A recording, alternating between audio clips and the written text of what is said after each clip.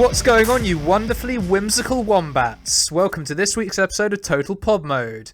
My name's James, also known as Mr. Bames, and I'm joined as always by the wondrous Will, also known as Hoodafunk. Hey yo! I'm here, James. Another week, another podcast. Welcome in. How you doing, man? Yeah, all good, man. All good. Really excited to crack on with the finale of our Completionist's Corner, or at least the finale of this chapter of Completionist's Corner. Yeah. Spoilers ahead. Well, yeah. It's been spoilers the Spoilers whole time, abound. technically. Yeah. That's kind of the whole deal. Yeah. We go relatively in-depth into the story. I mean, if you're not interested in spoilers, just turn this Probably, shit off, yeah. Completionist Corner is not for you. I think this is kind of more for the people that want to take a deep dive into games that they're either already familiar with or have no intention of playing themselves. And there might be a small fraction of people that actually maybe potentially go out and pick up one of these titles as a result of this, which is always interesting and exciting as well. If we can inspire the people to play this game, and particularly this one, because it's a fucking awesome game, so people should play it. Agreed. Agreed. So hopefully, if we can get at least one person into the game, that's all that matters, man. That's all that matters. Oh dear me. But we'll get into that a bit later on. Let's crack on with the socials and then get into the catch-up.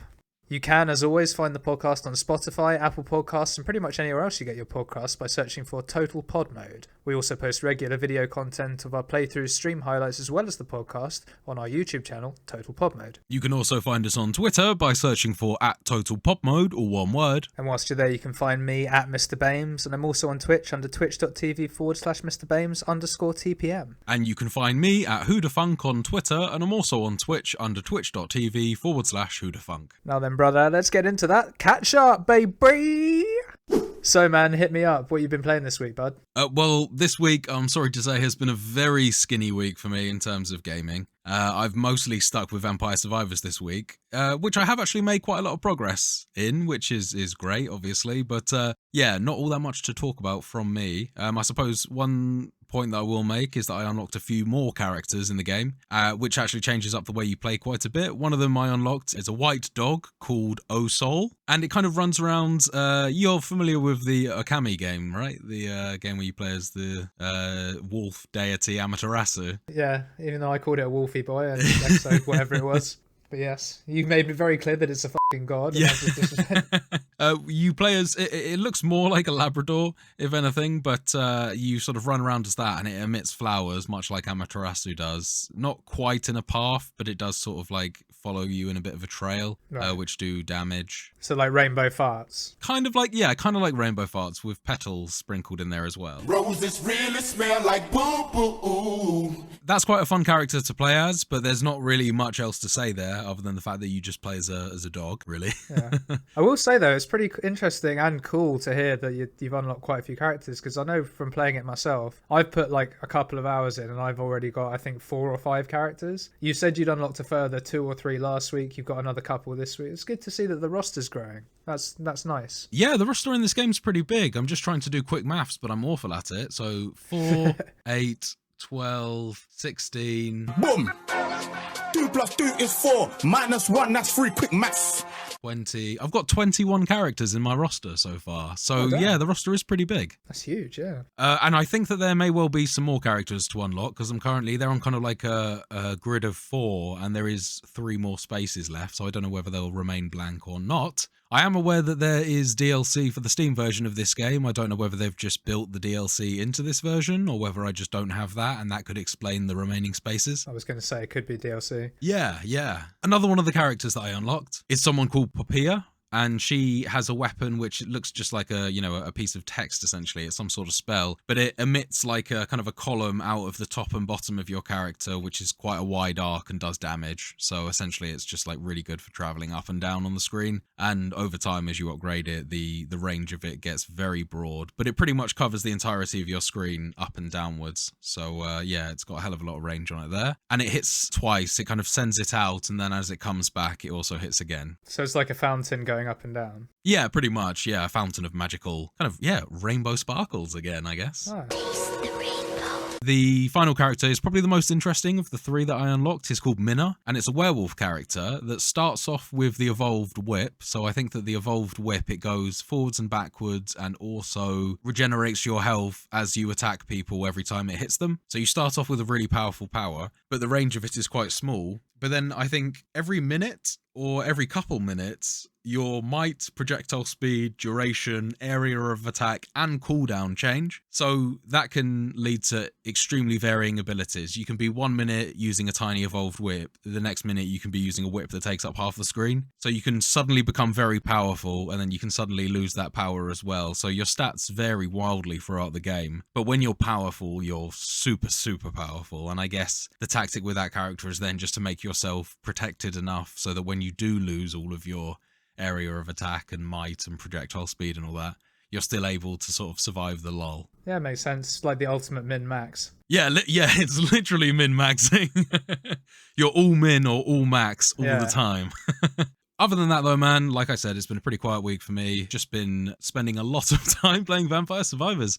What about you? So I have played 2 things mainly this week. Shout outs to Risen, which I'm still playing from the last couple of weeks. Not really much to update on, kind of more of the same, but I am in the last chapter now. Probably 1 more session away from finishing. So fingers crossed that'll be out next week and I'll be able to talk about it a bit more. Well, will you get any time to play Risen, given the title that you're about to bring up? Oh, yeah. You're going to go back to it still? I'll make time for it, yeah. Right, okay. I'm so close to the finish that I may as well. Fair enough. Yeah. It would be silly not to. But the only other game I've been playing this week has actually only been released today, technically, but because I'm a baller and got myself the Big Dick Balls Out edition, I got to play 3 days early. And that, of course, is Hogwarts Legacy. Oh, man, I've been excited to hear about you playing this. Go on, hit us up then.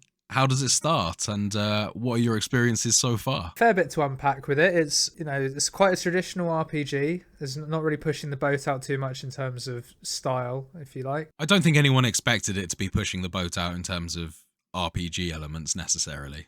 No. Have you got a skill tree? Skill points, upgrade points? Sort of. Bonfires? Did they go Dark Souls? No, there's no bonfires. Well, are there bonfires? I mean, there's called Flu Flames, and they act as your fast travel points. So I guess kind of. Right, okay. It does have dodge rolling though, so who knows? A stamina bar? No stamina bar. But yeah, so it looks nice. But off the bat, I had a big problem with this, in that the character creator was shit. Like, honestly, it's really bad. Like, you don't even have sliders to do things like size of nose, size of eyes, eye space, or anything like that. You get to pick a male or female body archetype, basically. You have facial structure is like a choice of 16 presets or whatever. Right. And then you can pick a hairstyle, hair color, and things like that. And you can do some things like eye color, a few scars, freckles, things of that nature, but really limited, really disappointing. That's a shame. Some of the promo footage that I saw led me to kind of believe that there was going to be a bit more than that, but this sounds like you're essentially selecting from a range of presets and just mashing like 4 or 5 things together, which is a shame. The characters look good, I'll give them that, but it's just not good. And there's only 2 voices, 1 male voice, 1 female voice. Oh, you okay. Change the pitch on them, sure, but it's like nominal, and it's just done on like a auto-tune slider. Right, yeah. So that was really disappointing. You couldn't make yourself, is what you're saying. Oh no, I still made myself. It was very disappointing how limiting it was, given that it's a single player game. Yeah, and it's an RPG that they're probably expecting you to spend at least 40 to 60 hours in, I'm imagining. To not have a character creation suite that's a bit more fit for purpose was very disappointing. That being said, the game itself is pretty fun. The gameplay is what you'd expect, really, from an RPG. It kind of reminds me in terms of very general play style of The Witcher 3. All right, in terms of like being like open world enough that you can sort of wander around. You can wander outside of the school, go to various hamlets and towns and things like Hogsmeade. Can you do that right out the bat, or are you sort of led down a path for a while? You can do it right out the bat, but you're limited in what you can do because a lot of your progress is locked behind main quests. Right, yeah. So, for example, I've gone to a fair few places. I'm like level 20 or whatever, but I'm still doing main quests where the quest level, I think the last one I did was like 13. Oh, okay. Because you can sort of go off and do what you want, but then you do a certain main quest and you'll unlock a spell that allows you to do something, or your broomstick, or something like that just makes the game sort of evolve. You can sort of unlock more of the branching paths. It sounds like you unlock a spell to get a certain door open or whatever. Not so much that sort of thing. It's more you get spells that then allow you to actually complete various things in the game to then move the story on, to then unlock new features, areas, spells, seeds, equipment, whatever it may be. Seeds? Yeah, because you do like classes and stuff. You're at school. Right. So there's herbology. You grow your own plants. Are the classes like mission related, or do the classes happen a bit in real time, like in the Canis Canem Edit Bully series, where they would just happen throughout the day? Kind of a bit of both. So in my experience so far, and for context, I've probably put 10 or so hours into it. Some of them are mission based and you sort of have the lesson, but you don't actually really do much. There's like one mini game to unlock all spells basically, which is press various buttons along a line. Oh, right. They still haven't. I remember that on the Game Boy Advance version of the game. Yeah. So some of them, where they're like that, they're like mission specific, but then there are other things where you get assignments from your teachers. Oh, right. To unlock more spells, and they can involve like doing a couple of tasks and then going back to a classroom, and you'll get like a mini cutscene almost of like a lesson going on, but you're not actually controlling it. That's as real time as it gets, I suppose. Fair enough. And what about the combat in the game? I've seen a lot of people being levitated into the air and then like pile drived into the floor. Are you I don't know about the pile driving stuff. Not physically, but just smashed into the floor sort of thing. Yeah, I don't know about that. They might fall naturally. I haven't learned smash spell yet. Okay, yeah, you need to get that smash spell out, mate. But yeah, Levioso was one of the first spells you learn in the game, which is levitate. And then you can like pepper them with spells while they're suspended, right? They're like you can do backflipping that, through the air. Yeah, that's cool, and they kind of ragdoll a little bit. Yeah, that looks fun. And brutal though. These are like children a lot of the time, aren't they? That you're fighting, or are you fighting adults? No. You're fighting goblins most of the time. And this game, it's set in the kind of like the 1800s or something like that, isn't it? Victorian era. I don't know about exactly when. I think that is the 1800s. Yeah. Long before the times of Harry Potter and all that. No, yeah, it's not even Harry Potter related. They're very, very careful not to even have that. It's called Hogwarts Legacy. It's not called Harry Potter Hogwarts Legacy. No, they're distancing themselves from that whole thing. Mm-hmm. But yeah, the combat is in general pretty good. Enemies will put up a shield that, depending on the colour of the shield, you need to use a certain style of spell to break the shield, and then they're vulnerable to damage from your sort of main wand attack. Okay. So for example, the Levioso spell is an orange spell, so if they get an orange shield, you'd have to use that or another orange spell. I haven't unlocked any more orange ones at the moment, so I can't say what they are. Purple ones, the spell that I've got is Accio, which is pull stuff towards you. Yeah. And I have just unlocked another one, which I forget the name of it. I think it might be called Repulso or something. It's push away. That used to be called Flipendo in the old games. Flipendo is the one, so I know that is coming, but that I think is actually just flip someone. Oh, okay, right, yeah. Because I've had a look at the achievements, and there's an achievement for flipendoing a cow, like 10 times. Cow tipping. Yeah, exactly. Other than that, it's sort of what you'd expect. As I say, there's dodge rollings you can lock on. You do have like a bar, kind of like God of War, I suppose. You have the rage bar that you fill in God of War, and then it has almost two segments, and you can fill up one segment and you can use it for a little bit, or fill up both and you can use it for ages. Yeah, fair enough. It kind of has that sort of thing, but the more you combo, you get certain ancient magical powers. I'm not going to go into it too much because story spoilers. Yeah, fair enough. And then you can sort of do basically a one-shot kill finish with each segment. So you get kill in captions. A one-shot incapacitate. Oh, you're actually killing these people. It's called a finisher. Yeah, so, yeah, that's so funny. I was just about to ask you, like, are there fucking execution moves and shit like that? Yes, there are. Well, they sort of die and disappear into thin air. Oh, okay. Yeah, I guess that's as good as dead, right? So I don't know if they're dying, but they disappear and you don't see them again. Never to be seen again. I think sounds pretty definitive to me.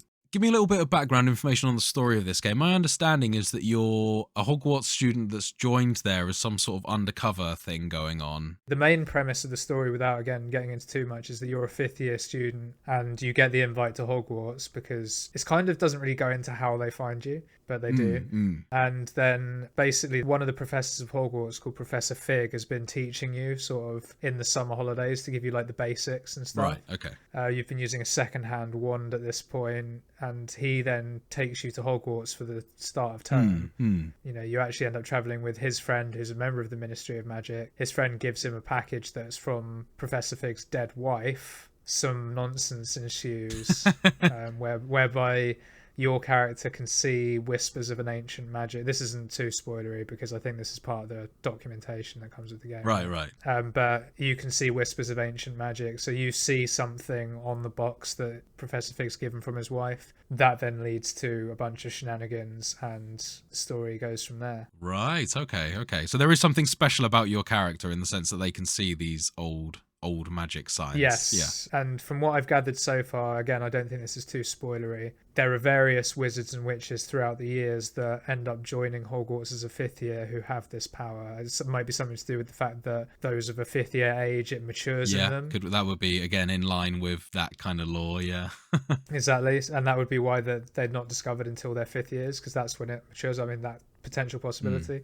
But the sort of overarching story beat is that there's a goblin lord called Ranrock who is kind of after the secret that you are now part of, if you like. Right. And so you're sort of trying to discover what's going on, basically, whilst fighting Ranrock and his cronies throughout the whole thing. The story's intriguing. I'm looking forward to seeing where it goes. And it's keeping me entertained so far with the side quests. The mini games are quite interesting. There's no Quidditch. I've heard that. That was disappointing. And they say there's no Quidditch this year, but you do have broomstick races and things like that. So there's bits and bobs. Do you reckon Quidditch might make it into a DLC? I don't know enough about the game yet to make that comment. There is a Quidditch pitch, though, so wouldn't rule it out. All I've heard is that they have the Quidditch pitch, but it's been confirmed that Quidditch isn't in the base game. So who knows if that means it will turn up in DLC or not. Who knows? I'm reserving my judgment on what I think about the game fully until I've played it more. There have been some slight issues, nothing too game breaking, but the frame rate drops every so often.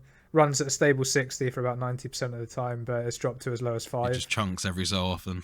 Oh dear. Yeah, I had to turn ray tracing off because it just doesn't work with ray tracing. Right. It's just it's like that, but more inconsistent. Yeah. But to be honest, with ray tracing off, it doesn't look that different. I'm really looking forward to hearing you talk about this game more, man. I really want to hear more about just how dense Hogwarts Castle is and all these sort of different things that you can encounter across the various corridors. I imagine the moving stairs and things like that will still be playing a part. I can tell you all that now. I've explored the castle thoroughly. Oh, you've all done everything already? Okay. That's interesting. Yeah, that's where you start. The main base of the game is in Hogwarts. There's plenty of secret rooms I'm sure I haven't found yet, but I've pretty much explored the whole thing. Yeah. Moving staircases are a thing. Loads of decorations. The pictures come to life. The ghosts come out of the wall and actually, random encounters and things like Red Dead. You'll have that, like ghosts just chasing each other with axes. That's cool. That's what I wanted. Spontaneous events happening in a real living, breathing environment. Yeah, and you get all that even in the outside world. There's people walking along the paths, people running if they're late for class. Some people have books that they're levitating around them while they're carrying other shit. And there's conversations that happen. The school feels populated for the most part, except for at nighttime where it's dead, which is as it should be. It does all that stuff well. Awesome. No, that sounds really good. That's a lot of the things I was hoping for this game. Sounds like my box is ticked. Yeah, so no, it's certainly a very promising start. I look forward to seeing how the story develops and hopefully it can keep me going. For some reason, I've decided I'd play this game on the hardest difficulty setting possible, and I'm hoping that doesn't sort of slow me down too much and annoy me. But I will continue to give updates as I play it more. I think that about does the catch-up, man. So why don't we move on to some news?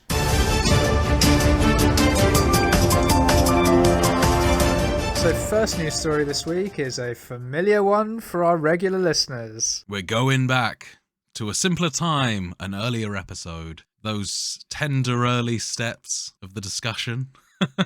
Yeah. Oh, do you remember the days when it was just Jim Ryan being a c***? Oh, the heady days of Jim Ryan being a prick. Britain's competition watchdog, the CMA, has threatened to block Microsoft's $69 billion merger with Activision Blizzard, or at least force them to sell the best performing video game involved in the deal, Call of Duty. I gotta say, I love the way that you really had to fight with yourself as you said 69 to add a little twang on there. 69. Well, the article from Gamerant very conveniently puts, in brackets, £57 billion. Oh, that's boring. No one cares about 57 Billy. 69 Billy. Exactly, that's what you want.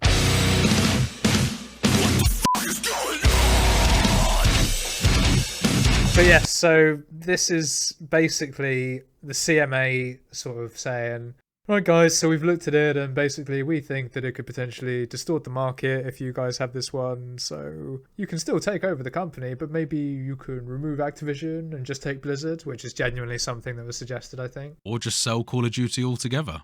But what's even more interesting about this is that despite the CMA coming out with this, Microsoft aren't asked really, and they still think the deal's going to go through, no problem. To be honest with you, part of me wonders if that's just part of the process of this whole thing, is when you've got an acquisition of this scale, is it not just the duty of these organizations to be flagging this stuff, and they're identifying all the potential stuff, but eventually they're just identifying potential for this stuff to happen. They're not saying this will definitively happen, and it's just, they're just doing their job by reporting this stuff, really. But then it's built into this thing like, oh my god, they've said that, it's just like hyping it up in the media. Oh my god, they've raised all these objections and stuff like that. It's like, no, they've just identified potential for these things to happen in this deal. No, yeah, absolutely right. This is kind of feels like the continuing case is really being dragged out, and there's more and more moving pieces to it as we go. The case is growing in terms of it's not just Activision and Blizzard now. They're talking about the cloud gaming as well. I think that they're trying to sort of bring every piece of evidence to the forefront that Microsoft are this evil, all-consuming company, essentially. A lot of the arguments against this are essentially ignoring the massive precedent for exclusivity rights for massive IPs and consoles essentially getting by and selling their consoles based on those exclusivity rights. You can't 1 second say that we're absolutely, we're going to be against crossplay initially, we're going to be against any sort of shared titles. God forbid the thought of a character from our IP ending up on another console, or even, God forbid, an Xbox logo ending up on a PlayStation 2 version of a game or something like that. And, they've got this massive divide that's typically been sort of led by Sony. But then the moment that Sony sees something to lose out of this, then they're raising all of these concerns. It just reeks of hypocrisy. Well, yeah, it's all nonsense. And the people that are saying that the cloud gaming is another thing that they're trying to monopolize, it's like they're the only ones putting money into it. If you want to be a part of the cloud gaming, then get involved. Google tried and they fucked up. Offer a comparable service first, because I don't think that, I'm sure that Xbox has exclusivity for a lot of these titles that are appearing on Games Pass. At least that's,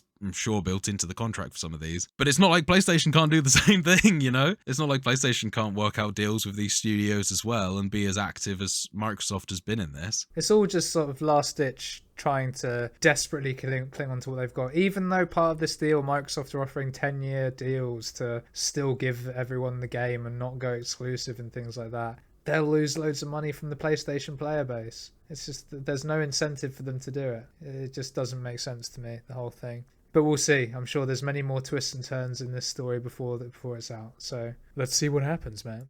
Our second story comes from February's Nintendo Direct, because we got a brand new trailer showing Zelda Tears of the Kingdom. Exciting! For me, James is not interested in this one, but I am. I will try and get excited purely for our listeners' benefit, but Will's right. I couldn't give a shit. I'm still reeling from the Breath of the Wild salty about trial. the Breath of the Wild challenge. But this trailer, it was only a couple of minutes long, but we did get to see some sort of gameplay. We saw the world. We saw a few new game mechanics. And I've got to say, in terms of the world, it looks exactly the same. I don't think anyone was expecting any different. No, it's very much the same. Even like the enemies themselves, actually, some of them at least could be just exactly the same models as well. The Red Moon's exactly the same. Yes, but is that Red Moon more constant, or is it a bit more of just like a once every so often thing? Because in Breath of the Wild, it was very much like just a trigger for respawning the enemies that you killed. In this one, it looked like it was just in the sky for a while. So is it more constant? Who knows? Who knows? Yeah, exactly. But really, aside from that, I didn't see anything in the trailer that when I watched it that was too game-changing or groundbreaking, other than we have a change in the way that we traverse the world. Yes, yeah. So in Breath of the Wild, it was walking or horse for the most part, basically. Horse motorbike, if you got the DLC. Yeah, I was going to say, or outside of the sort of user-created methods of transport, should we say, as well. Yeah, they were also, the physics. Some pretty ingenious ideas in there as well. Very good ideas, yeah. But now we've got sort of ground-based car-type things, I suppose, and then air-based hoverboard, hoverbike, hover car type things. I'm not really sure what they are. What do you think of those? So I am quite excited by that. I'm excited for the potential that may well just be like a summonable platform that you can then control. both for the fact that that is going to be a great way for getting around, but also that is going to, in my mind, add loads of dimensions to the puzzles that they're going to be able to include in this game as well. If you have some of these vehicles, I would love to see how they're going to be implemented in solving puzzles. It looks like you're able to control Link independently of the platform, and because it flies a bit like one of those drones, as you tip it forward, it then flies forward sort of thing. That was definitely the aspect I was getting. It still looks very physics affected in terms of the way that you rotate the platforms. I have a couple of counterpoints to that. Yeah, go on then. Firstly, with the puzzle stuff, I didn't see those platforms being used inside once. Assuming they go down the shrine route or something similar. That's something I wanted to bring up. I didn't see one shrine-looking room at all in the entire game. Exactly. In my mind, that suggests to me that the shrines are gone and the puzzles are now going to be directly implemented into the environments, which is actually something that I would have loved to have seen more of in Breath of the Wild,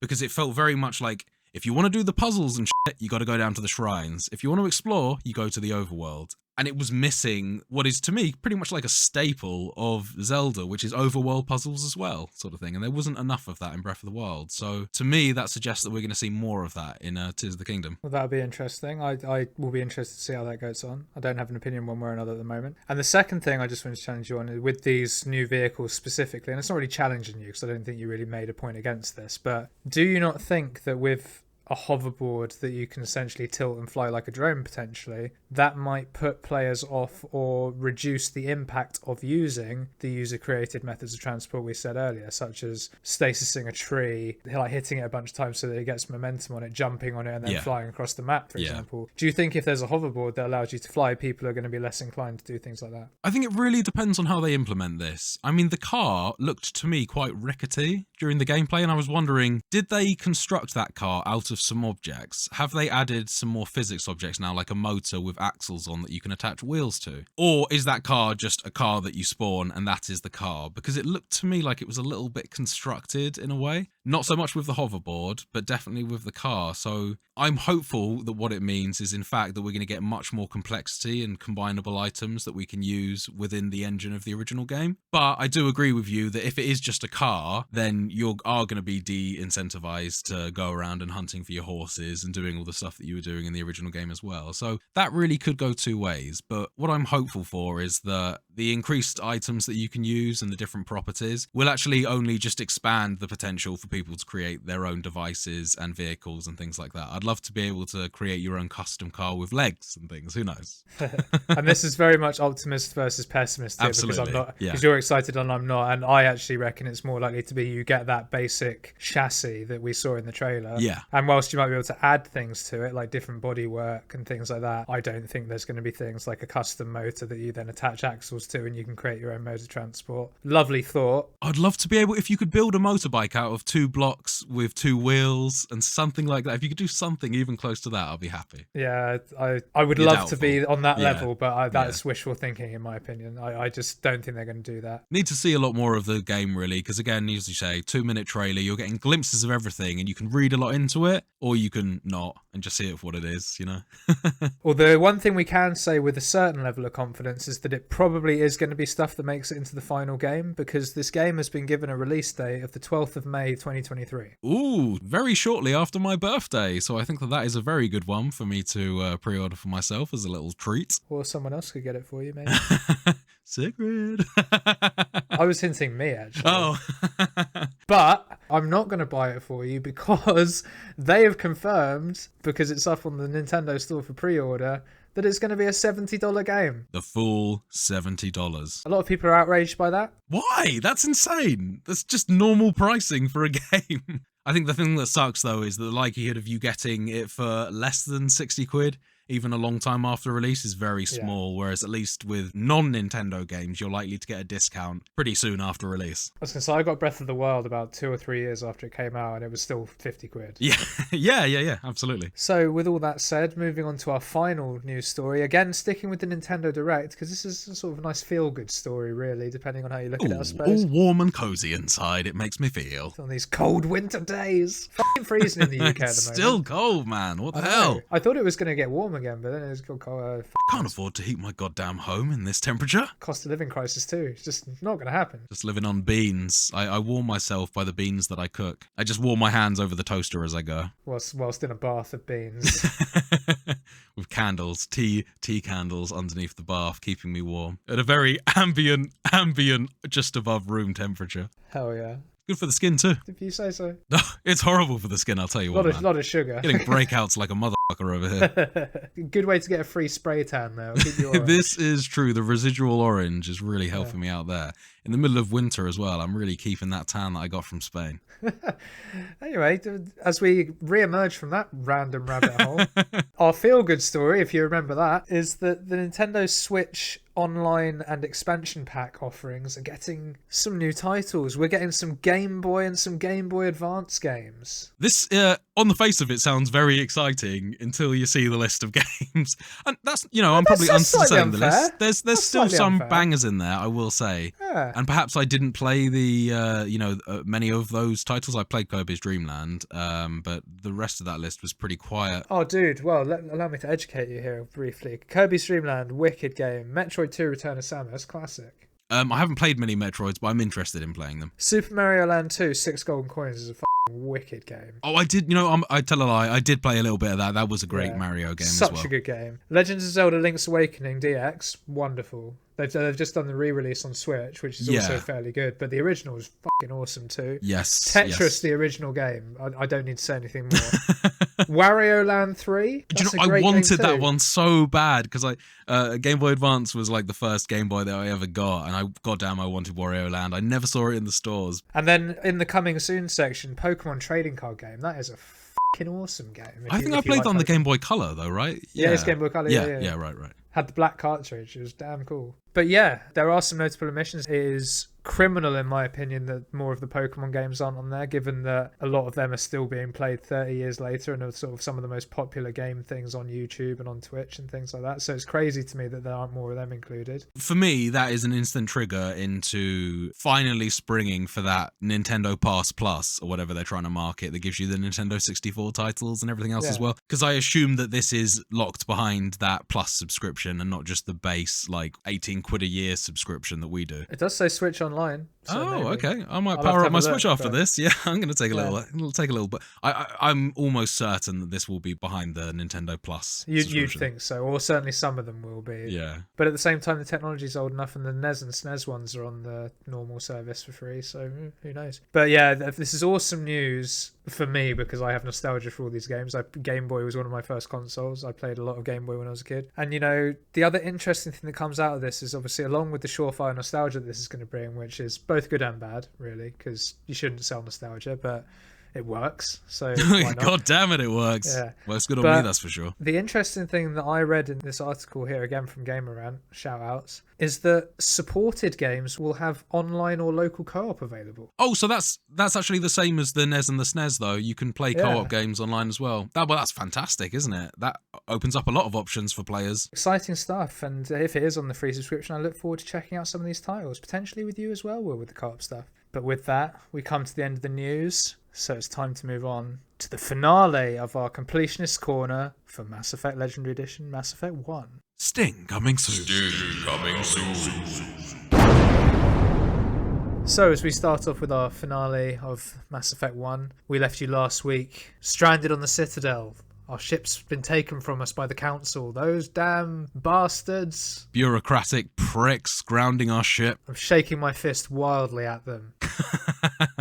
But no, so we're stranded on the Citadel. All hope is lost. But then we get a little email, a little message from our good buddy Captain Anderson. Is it actually from him, or was it from Joker? And he says Captain Anderson says meet him in Flux. I think it's from Joker, yeah. I don't think the actual message is from Anderson, yeah. Either way, we get in contact with Anderson and we go meet him in Flux. He does not look so fancy out of his work uniform, I gotta say. No, just jamming in a t-shirt. Yeah, it's really weird to see him like that, yeah. Yeah, he's in street clothes to greet us here because obviously he's been grounded himself since the start of the game when he gave us the ship because he was forced to. Since he was forced to relinquish control by Ambassador Udina, yeah. Damn Udina. And we have a little chat with him. He's as annoyed as we are that we're stuck on the planet. And he offers to help us out. He himself has two methods that he'd like to go with on this. He can either try and sneak into the CSEC sort of security release tower and input the codes to sort of block Udina's grounding of our ship, or he offers to go to Udina's office and hack into Udina's computer to remove the order manually. Now, you can actually tell him which one you want him to do, or you can let him make his own choice. Because I'm a Paragon and I consider Captain Anderson my friend, I said, do what you feel comfortable doing, mate. And he decided that he would go and hack Udina's computer. Right. Because the ambassador has made this personal. What did you do, and how did you go about this situation? So I told him to go to Udina's office because I really, really wanted to see Udina. Like, I was hoping that Udina would be in the office because I was thinking, I don't know, maybe Anderson beats him up or shoots him or something like that. I was hoping that we might see something. And we And do. my dreams were answered. My hopes were answered. Exactly, because as we make this decision, there's a cutscene of us going back to the Normandy and getting ready to sort of fly off. And then we get a lovely cutscene of Anderson bursting into Udina's office, Udina being there sat at his desk and going, Anderson, what the hell are you doing? And Anderson just punches him in the face, knocks him clean out. Direct Line walks up to him, not a word spoken between them. I think Udina's still pretty confused. He barely finishes his sentence before he gets knocked out. Yeah, and it's a clean punch as well with a good sound effect. We liked it a lot. Anderson, what are you doing here? I didn't send... And helpful it was too, because Anderson is able to remove the order, freeing up the Normandy, and we're able to leave the Citadel. The wet willy after knocking him out, though, that was entirely unwarranted. But yeah, a man's got to draw a line. Exactly, and putting his finger in the bowl of hot water to make him piss himself, there was no need for that. Just either. no need, yeah. Honestly. Anderson, you went too far. But I like it, because I'm a renegade. But I like your style. Wild card, baby! So we leave the Citadel, and really the only focus we have is getting to Ilos, the planet that we had been shown with the second beacon as being the safe haven for all remaining Protheans to go. So we head to Ilos. Bit of a patchy landing. Very patchy landing. But Joker is an absolute badass. Managed to squeeze us in this tiny gap in the Mako. Yeah, really, really cool stuff. There was a lot of umming and ahhing in the cutscene before, and he's like, I can do it. Caden's just being a whiny bitch, panicking. But Joker just bosses it, best pilot in the Navy. Yeah, he ain't bullshitting when he says that. Absolutely not. And as we land in the Mako, funnily enough, we actually see Saren and a bunch of Geth just walking through this tunnel on their way to the conduit. Typical cliche moment, he watches us as the shutters close around him. Yeah. Exactly. He shuts down the door and sees us, and then just as we get there, he flips us off. And then the doors close and we're stranded. So what we do is we make an about turn, leaving our Mako at the gate, and we go back through a bunch of sort of facility-like buildings, I suppose you'd call them. More corridors than buildings, I suppose. Kill like 100 Geth. Kill a bunch of Geth who are guarding various electrical panels and things that we need to use to open the door. And I say electrical panels and things that generally because the technology on this planet isn't really like anything we've seen before. No, you're just walking up to glowing kind of triangle-shaped things. Yeah. There is one part in that you get into a big firefight, right? And there was just loads of them. I really struggled on the part. And then I realized afterwards that there are all these switches around that you can pull in Geth. What are those big Geth Leviathans, whatever they're called? Geth Goliaths? I didn't realize you could call those dudes in to help you out. So... Oh, what, in the room where there's 4 of them along the side and you can repair them and then they fight for you? Yeah, I didn't realize you could do that. No, I just fought through them all and struggled as a result. No, I did that too, and then I turned them all on thinking there'd be more fight and there wasn't. Yeah, they just stay there looking useless. And then you can't even kill them for experience yourself. No. So that was irritating. But we got through it. We opened the gate and we got in the Mako and we started, as we sort of lamented last week, big old drive. Another road trip. This time the difference being that it was just down a straight line down a single corridor for a fucking long time. There wasn't Pretty even a much, turn. yeah. You know, killing the odd Geth here or there. I think potentially we might have gotten out at one point to open another door or something. It's worth saying it does give you a nice opportunity to see a bit more surface of the planet though during that, and it is quite a nice sort of, it's like a very rust-coloured, decrepit-looking planet, but the scenery is really nice as you're driving through. Yeah, it's kind of foresty. Yeah. There's a bit more vegetation on it than perhaps we've seen in some other planets. But yeah, it's all very different here. It's got a different feel. I think it is meant to and does feel ancient. Yes, and absolutely. almost untouched, because it's sort of, as we'll get to in a conversation we're coming up to, it's sort of put over as being sort of relatively off-grid, this planet. The only people that mention it, Tali mentions her race tried to settle there once before, but it didn't work out. I didn't get that because I never had her with me. Didn't have her in your squad, yeah.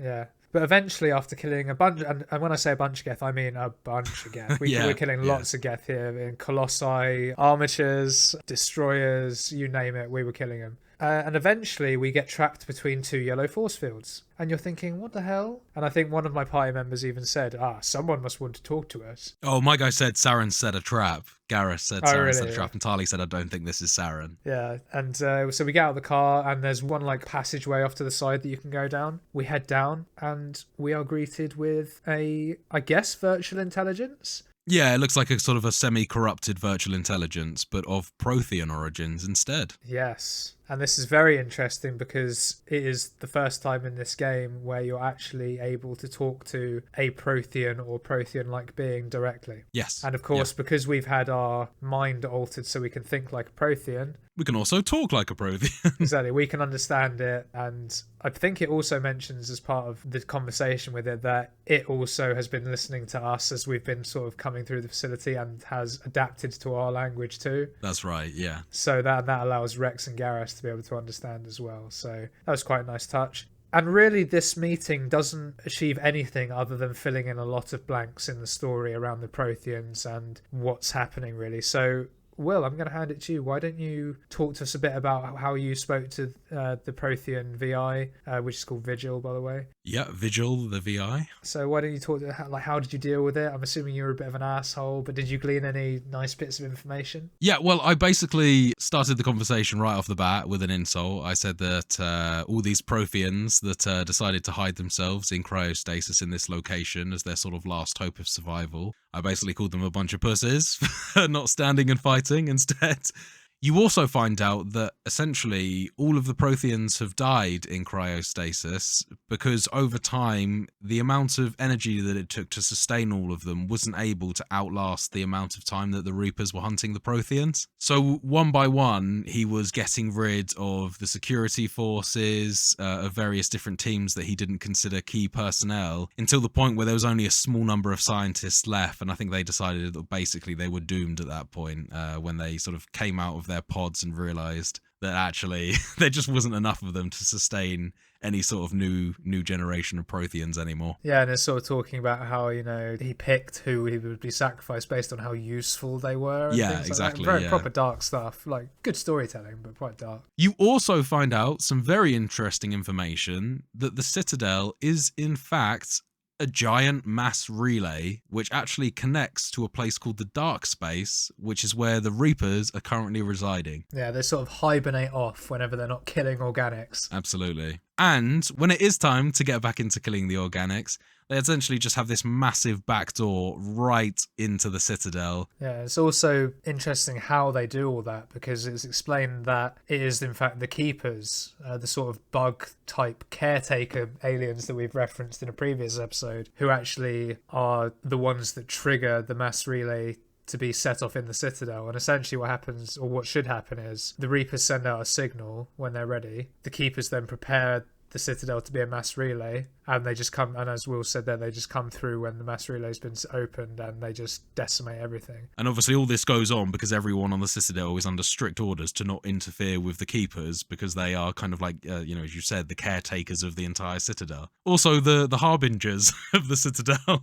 But the interesting thing about it is that someone has put on a signal on the Keepers that is basically a blocking signal, so they cannot receive the signal from the Reapers, which is why Sovereign has had to get involved directly. And this is a very interesting revelation because it explains why Sovereign needs Saren. Because Saren is able to get access to the Citadel, which he can then open and allow Sovereign to come in and take direct control itself manually to open the Mass Effect relay for the rest of the Reapers. Interesting point here. So this isn't actually where I was expecting the story to go. And this is probably because of my, experience with the Halo franchise. But I was expecting to find out that the Citadel was essentially a Halo device and that it was the trigger for a galaxy-wide extinction event to stop the Reapers somehow. In my head, I was thinking that essentially the Mass Effect relay had indeed been designed by the Protheans, or they had changed it in some way to become a weapon for defeating the Reapers whenever they were, but it hadn't worked, and you were going to make it work this time. Which couldn't be further from the truth, but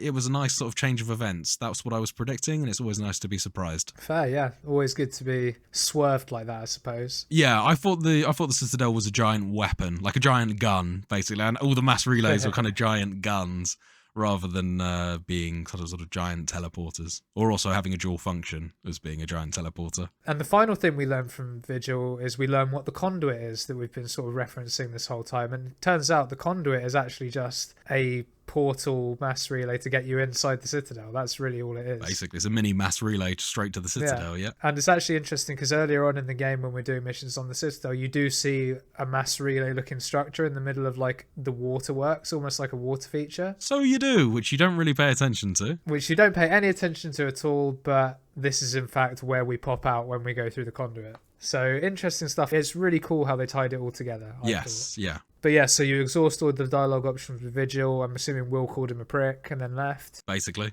Yeah. But what he does do is he gives you a data disk that when we get to the Citadel, we can upload it into the Citadel, and basically it will allow Vigil's system to not react to what Sovereign wants to do, and it will allow total control of the system, which can then allow you to sort of block the Mass Effect relay being opened. So at this point, we say our byes to Vigil. Will probably shot him in the head somehow. I tried to. Yeah. If you actually watched the stream, I did try to shoot him in the head, or at least I said I wanted to.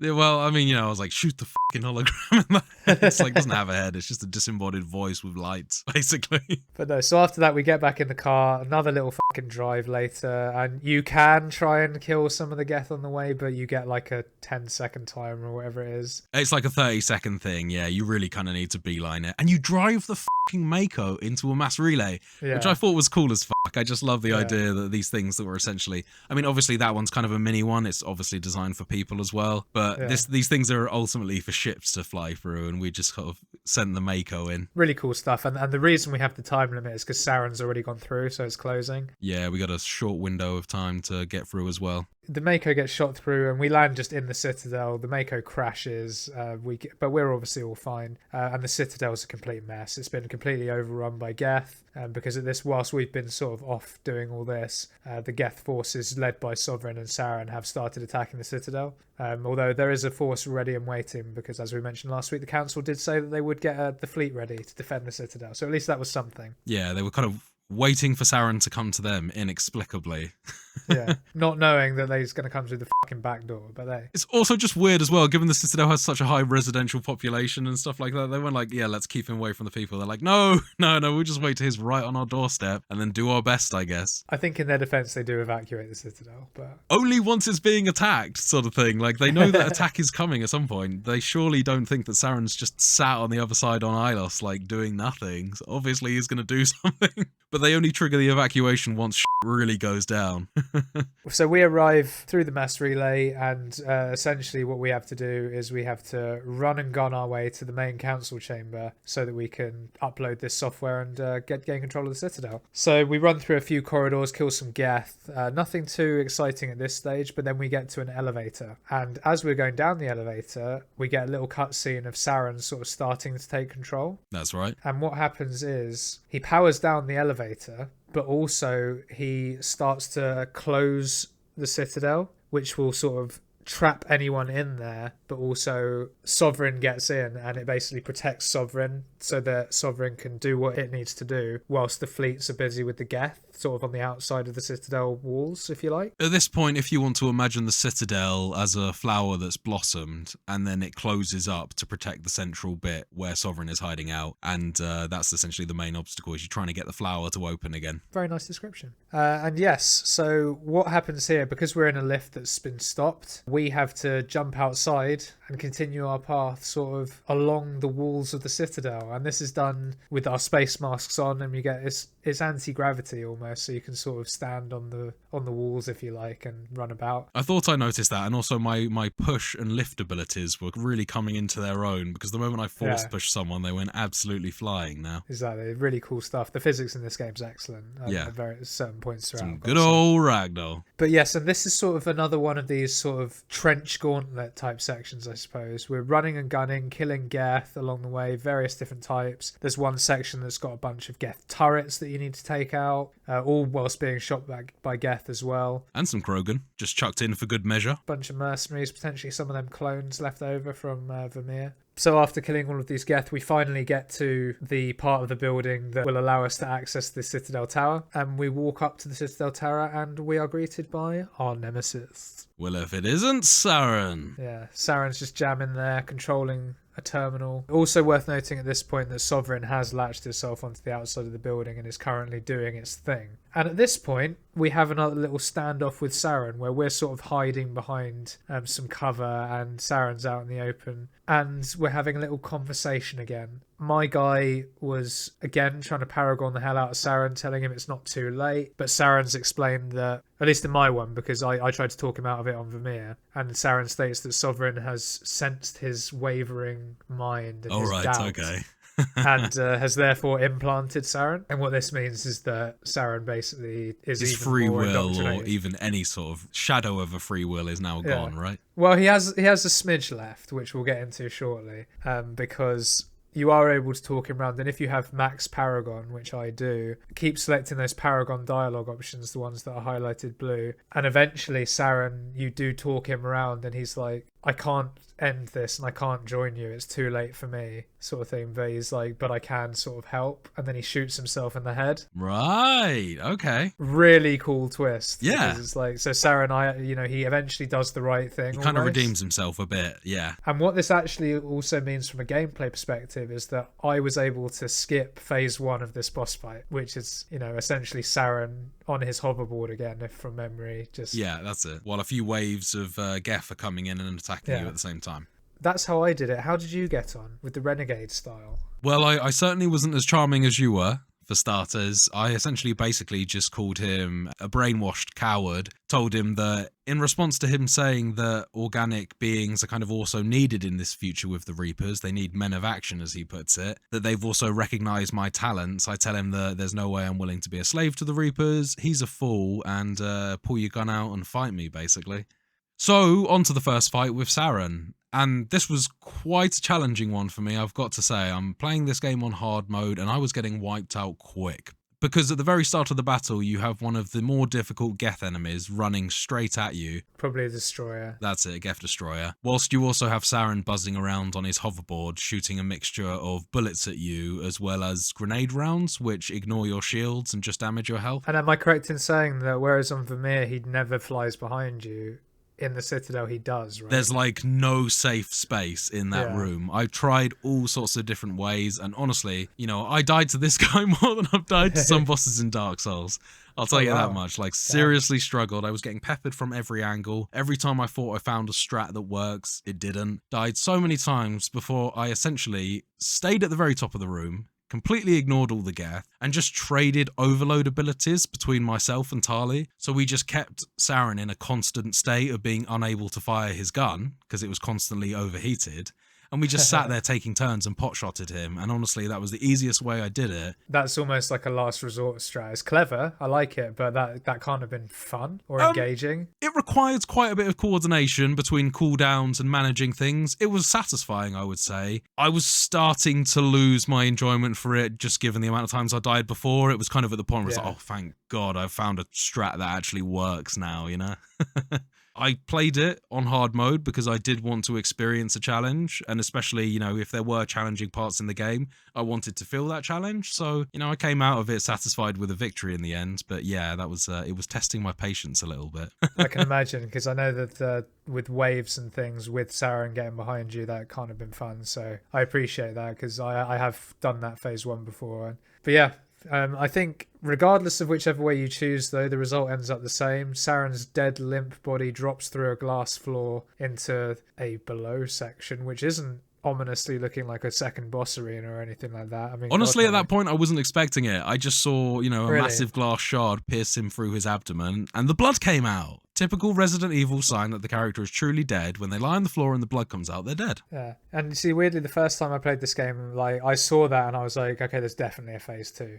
Right, okay. Because I was just like, that is so clearly a boss arena that he's fallen into. But at this point, we don't know that it's a boss arena. Epic foreshadowing. And once you see all that, you walk over to the terminal, you upload the data disk given to you by Vigil, and what this does is it gives control back of the Citadel station to you. This re-establishes the comm links, which allows Joker, your pilot, to radio in and say, Captain, we've got a problem. The Destiny Ascension's nearly destroyed. What should we do? And the Destiny Ascension being the ship that the Council is on, and it's like the main flagship of the Council race fleet, if you like. And Joker basically says, you know, what do you want to do? Do you want to save the Council, or do you want to focus the fleet's fire on Sovereign? Because the first thing you do when you open up the terminal is obviously get comms back, but it also reopens the Citadel, so the fleet can now get at Sovereign. That's right. Will, what choice did you make here?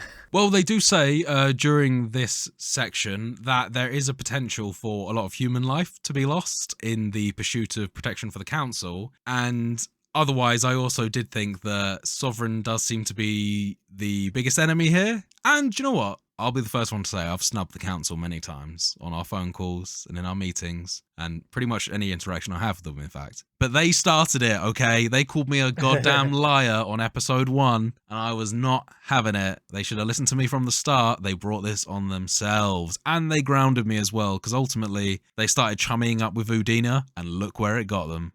Dead. Yeah. That's where it got them, because I chose to fuck the Council. Focus all fire on Sovereign. He's the big bad. We need to kill him. Goodbye, Council.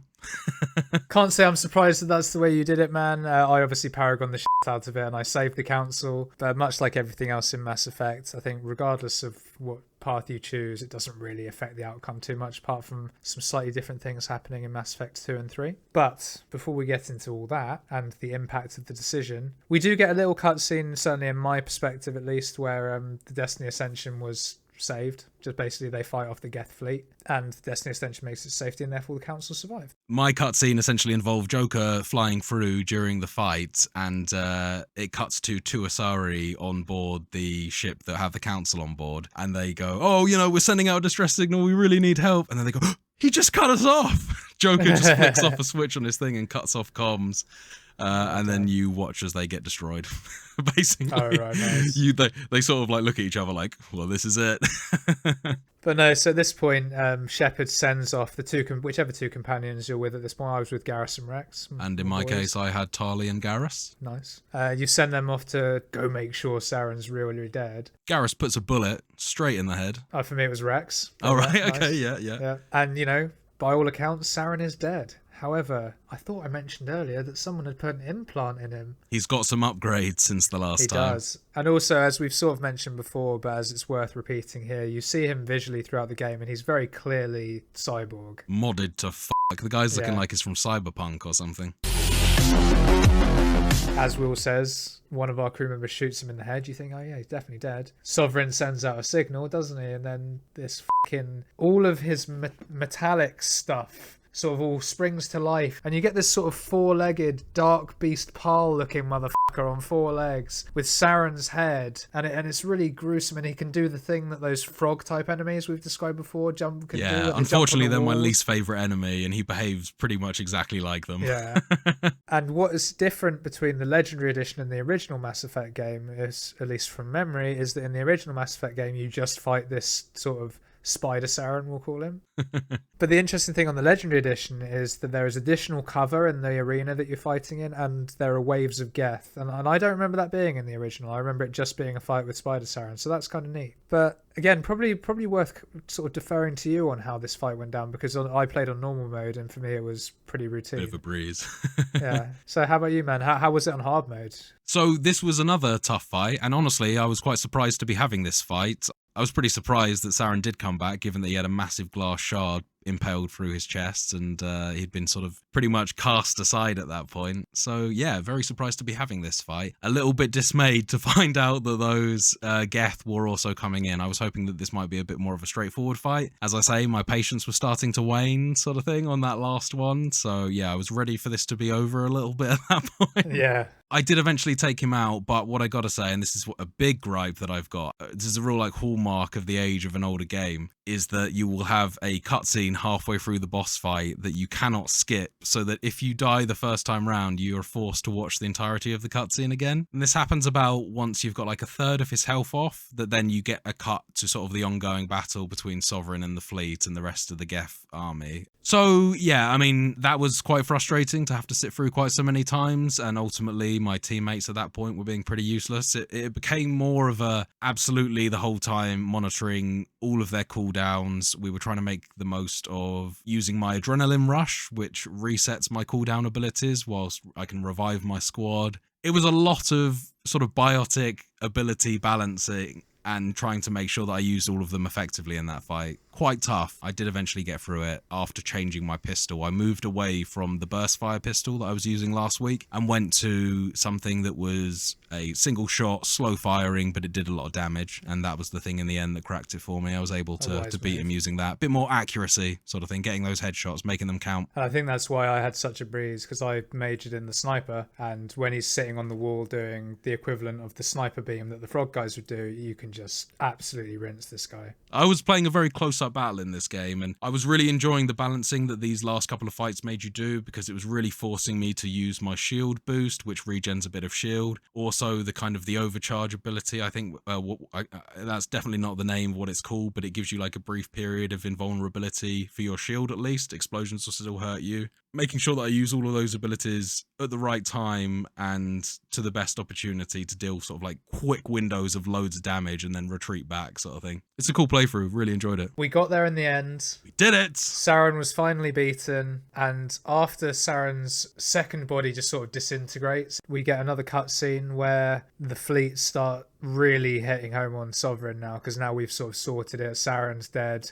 You can go kill him. But just before the fleet takes out Sovereign, it's in a sort of final act of defiance. It does laser beam a bunch of ships and tries its best, but ultimately shields get taken out. It's a sitting duck because it's still attached to the Citadel but can't do anything, so it's lost control. And eventually the fleet destroys Sovereign, and all is well, until you realise that as Sovereign is falling off the building, a bunch of debris is now flying directly towards the council chamber that you're standing in. All you see is, or at least in my case, all you see is Shepard sort of pushing Rex and Garrus out of the way, almost like making the save as this debris is coming towards him. And then it cuts away to the sort of aftermath. Yeah. People are coming to try and find you guys in the rubble of the Citadel Tower. They find, again, in my case, Rex and Garrus. And in my case, Tali and Garrus. Looking really sad. And I forget, it's either Anderson or just a random guard. It's Anderson. Who sort of says... Where's the commander? And Rex just sort of, in my one, just looked down really sadly and then sort of pointed over to where this debris was. Yeah, yeah. And everyone's looking really sad and solemn. Everyone's, about to cry. And then... out comes Shepard running through the smoke and flames. Big smile on his face, like, yeah, we fucking took out the guy, we did it. You get the Mass Effect music playing in the background, everyone's all smiles and happy, and, you know, that's basically it. You fast forward to, in my case, the council being very, very pleased that I was able to save them as well as saving the day. Presumably in Will's case, it was fucking no one. No, so in my case, it was actually Udina and Anderson. The council's been decimated, and Udina is essentially implying that the alien races need a strong leadership, and because of the events of the game and the fact that Shepard had sort of shown unflinching, unyielding resolve in terms of hunting down Saren, they were like, oh, we like that. That's kind of what we needed to defeat this threat. So I vote that the humans are on the council. Udina is very happy. He really likes the idea that the humans are on the council. At that point, you also appoint the chairman of the council. You can choose between Udina and Anderson. Now, I'm not a complete psychopath, so I did pick Anderson because I can't imagine a worse outcome than having Udina as the chairman of the Galactic Council. And yeah, that was essentially kind of the rundown there, is that Anderson will now take over as the chairman, and the council from now on will be a race of humans. Mine was slightly different. The council were obviously still alive in my one. They were very grateful that I'd saved them and still managed to save the Citadel despite suffering more human losses than we could have. They recognised humanity's value as a result of the war and said, we do want to offer you a seat on the council. So similar outcome, but as opposed to leading it, would just be a seat on it. They said there'd be a voting process, but that my word as a Spectre and as the sort of face of the human saviours, if you like, my word would carry a lot of weight. So I'd have a choice between Udina and Anderson, similar to you. And I decided to take the Paragon soldiers route and say, I'm going to stay out of the politics. I'll let you decide that. Udina was very pleased with my decision. He was like, yeah. Yeah, well, I'll take it then. If you don't want it, I'll take it. No, he was just like, I think that's fair, like put it to the vote or whatever. And my understanding is that the default option when you pick this is that Udina becomes the council representative, which honestly I think is probably the most fitting way for the Paragon one to roll. Like Anderson, I do know what happens if Anderson becomes the councilman, because that's what I did in my Renegade playthrough. And I think that you could make a case for both, because Udina's a massive prick, so I didn't get it. But yeah, we both came to a similar outcome. I'm assuming that you then got the credits roll and you got the nice picture of your character standing on a screen with a nice background looking all awesome and shit.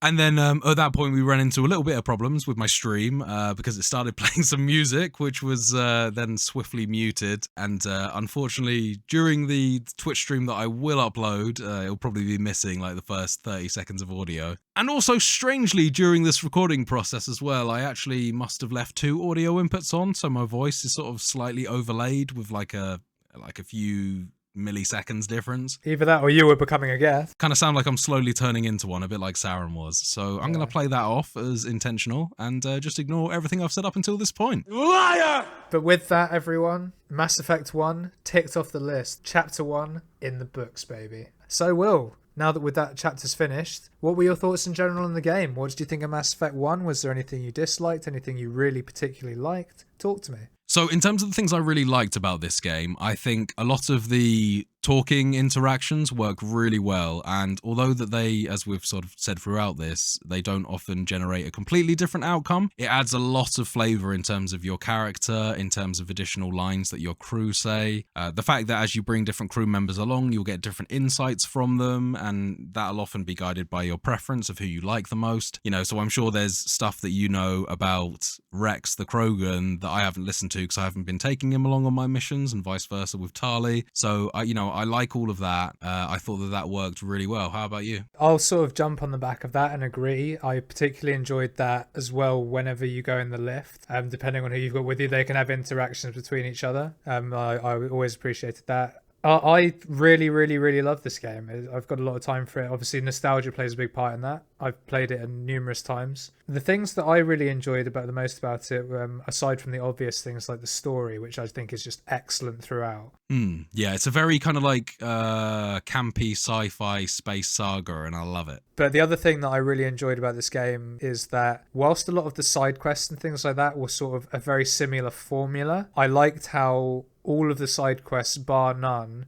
in some way tied in with the lore of what was going on in the universe around you. Yes. Yeah, they felt very connected. Yeah, everything was sort of had its bearing on other things. Like, an example would be you find data on Feros saying that samples of the thorium spores have been sent to other planets, and you don't really think anything of it. But then later on, there's a mission you do tracking down Cerberus, who are like a terrorist group, and you go on a planet and they've got thorium creepers. It's kind of like attention to detail in these games is very good. Yeah. And more of this happens because in Mass Effect 2 and 3, various story beats get carried through as part of the trilogy. Very, very typical BioWare fare. And there's all sorts of stuff that links back to side quests you've done, even just like minor references and stuff. And I find all that really cool. I love this game, but it's not a perfect game. There are things that aren't ideal. I thought that the combat in the first game was a little bit basic. I think they could have done a lot more with it. It's for sure the weakest of all of them. Not even a contest, yeah, you're right. But I also thought that some of the abilities, whilst cool on paper, they could have done a bit more with the bells and whistles of the animations and some of the effects. Did you have any sort of negative takes you wanted to make about the game? My main gripe with this game, more than anything, was the controls. So it's more of a sign of the, a sign of the times that it was released. But I did find certain things quite frustrating in terms of your AI bodies will consistently run in front of where you're shooting, and they do actually block bullets as opposed to the bullet traveling through them, which like can your be gun frustrating. actually physically goes up and you can't shoot. It's tough. It's tough. It's really annoying, yeah. Also, the way that the cover system works is quite clunky, and again, it's just more of a sign of the age of the game, but I think that if they had really gone the whole hog and given the Mass Effect trilogy the respect it deserves, they would have brought Mass Effect 1 a bit more up to speed with the later games in terms of the way the cover system and the combat works a bit. I would have liked to have had the cover system be a bit less sticky. I was finding myself in some of the later battles going into cover when I didn't want to, because you just automatically do it when you have your gun out if you press into the cover, when sometimes I just want to kind of run against the cover but not necessarily like lock onto it. So that was a bit of a challenge, as well as the fact that you can't hop over cover, you can only hide behind it and then walk around it. But I was finding the situations that essentially when you're in cover and you're being shot, if you want to get away from the cover, you have to be very positive with that input to move away from the cover, and there's still a delay in doing it. So that sort of thing just makes the game, a little bit harder to play. And it's not a criticism of the Mass Effect title, it's more of a criticism of the way that the Legendary Edition was handled. But I think ultimately it still retains the exact same feel as the original game, so I don't think you're going to be disappointed by that. It's just a minor gripe I had in some of the more challenging sections. No, and I think it's a fair gripe. That would have been the obvious thing to improve. Can't say I'm disappointed that they didn't, because Mass Effect 1 is Mass Effect 1. But again, that's my nostalgia talking. There's no reason to be disappointed with it, sort of thing, because otherwise, without fundamentally changing the game and bringing it up to date... Well, they would have had to recode the whole game. Yeah, that's what I mean. And also, so to do the things that I'm hoping for, again, would have required a recode. They couldn't have just, stuck all of the control schemes into Mass Effect 1 and just copied all the maps. It doesn't work like that. Yeah, it would have been a remake rather than a remaster. But yeah, so with that, I think we're both in agreement that we would recommend Mass Effect 1 to anyone. Definitely recommend it to anyone who's a fan of RPGs. The story alone is worth experiencing firsthand. So if there's anyone out there that still hasn't played it at this point. Yeah, of course, yeah.